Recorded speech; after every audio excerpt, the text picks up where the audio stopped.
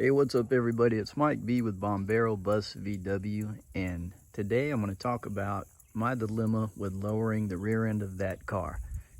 Don't forget you can check out some pics at Bombero Surf VW and at Rat's Revenge. So let me get in here and I'll tell you what I'm thinking about and why I'm having a problem with it. Well, I'll start out by telling you what the problem is not. The problem is not that I'm some kind of stock purist that just absolutely refuses to lower my car. This car was a shell when I got it. I built it as a daily driver. If you know me, I feel like you know my stance on you got to have some power if you want to drive these cars every day. So with that being aside, there it is. I've done a video on it. You know the front end is lowered with just drop spindles. Still on drum brakes, 2.5-inch drop spindles up front with the 155s. And I love the way this car handles right now. So that's a part of the problem, is if I lower the rear, I don't want to mess with the drivability of this car, and I don't think it will. And I kind of like the rake. You can see the rake I have there. But what I don't like is, the gap there is kind of big, but mostly this car has like a positive camber to it. I don't know if the camera will show it, but to me it looks like the wheel has a positive camber. So it's not, I don't like the negative camber where the wheel is bent out this way, but I definitely don't like seeing a positive camber. And I mean, it's got the engine in, so nothing is going to fix that except lowering this a little bit, and I'll get rid of this big gap. The problem is I don't want to, take it down a notch and then it puts a negative camber where the wheel's bent, really far out this way and wears my tires unevenly on the inside here. I've seen that happen with cars, and I'm not trying to go through a bunch of tires. So I'll give a quick history about the year of this car, because it ties into the dilemma I'm having about lowering the rear end. But it is a 1965. It's one of my favorite years of the VW Bug, and I've got a really old video explaining all the reasons for that. But it is the last year of the link pin, King and link pin front end, and I love that. I don't like the ball joints. You go through them too much if you're on a daily. I have recently redone the King and link pins on here, and I don't expect I'll be messing with those again, if ever. So I love that about this year car. But as we get in the back, it's not the last year of the swing axle. I think that was 1968. But this is what we have. We have a swing axle. It's not the IRS that came in the later years, and you can tell that because there's no CV joint up here. All right, well, not having a CV joint there means this. If you raise or lower your car, that CV joint absorbs some of that angle and doesn't mess with so much the camber of this wheel. Well, with no CV joint there on this swing axle, what's going to happen if I lower this car, the angle of that axle is going to drop like this. And with a direct connection right there, instead of something that can articulate like a CV axle, when this joint, CV joint, when this axle switches to that angle, this tire is going to want to go out like that. And a lot of people desire that, and they love the way that negative camber looks,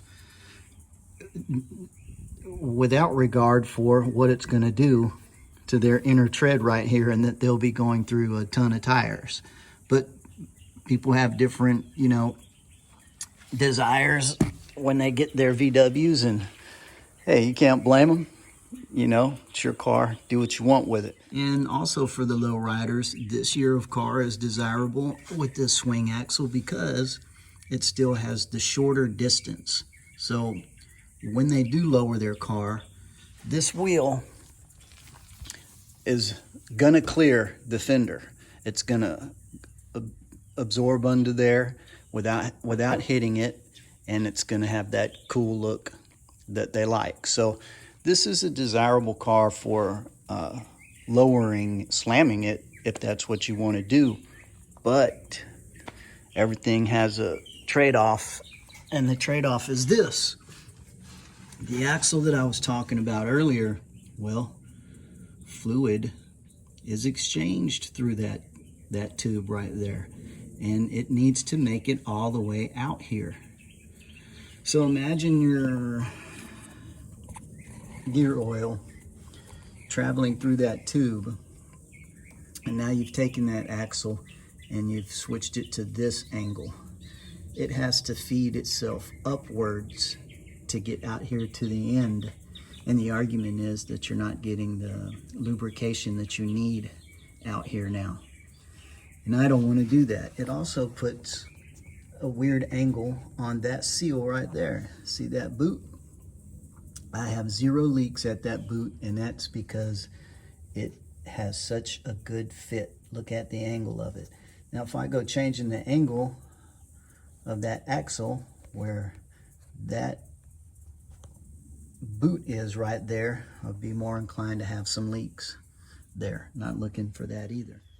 Not to mention, without getting too far into it, the connection of where this axle goes into the transmission there. There's fulcrum plates and a spade fitting that are better left in a nice relaxed position in there. And of course, changing the angle would put stress on them, and a little bit I don't mind. But if it's gonna tear those parts up and I'm gonna have to be replacing them often, again, there goes my daily driver. So I won't get too much into that. I just need to know if anybody's gone one click on a transaxle like this, and if so, what kind of effect do you think it would have to daily driver status? Because I already know there's more expensive solutions like airbags and adjustable springs plates and things like that, but try to stay dubbing on a budget every chance I get. So what they say is that you're going to have, I think, 1 click on the outer spline is going to equal about 2.5 inch drop here.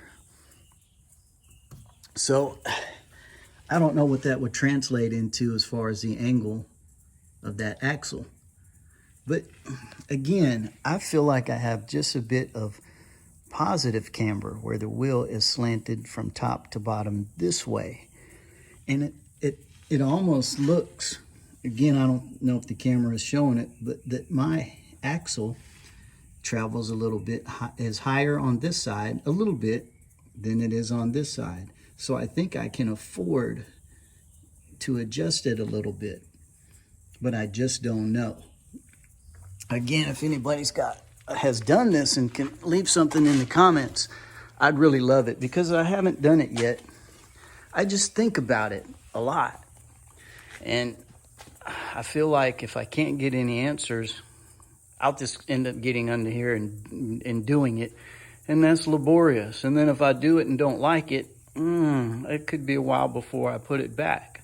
So, all right, so I have one more dilemma to talk about, and then that'll be it. But basically, this is all static drop, and now you can see the front end there.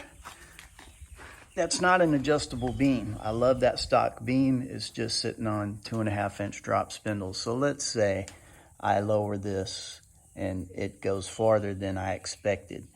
And you can see I have rake now.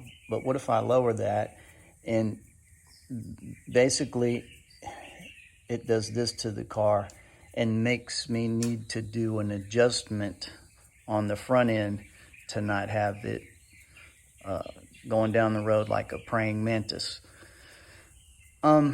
There's nothing further I can do there to adjust it. And if I did have an adjustable beam and I had to adjust the front end lower because of what happened here on the rear end, now I'm slammed and not conducive to a daily driver. So, oh man, I just don't know. And the question for me is, anybody out there who can see this and has gone down one click on the back on a swing axle, give me some feedback. Well, that is it for this video.